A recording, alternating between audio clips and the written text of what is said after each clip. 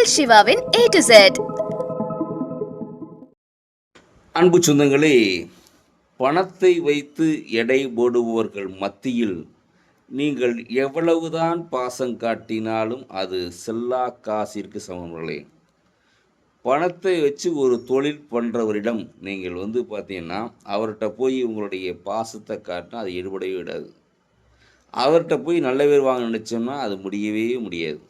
ஏன் அப்படின்னா, அவருக்கு தேவை அந்த பணம், நேரம், அந்த காலத்தில் அவருக்கு வந்தாகணும். அதுதான் அவருடைய குறிக்கோளாக இருப்பார்.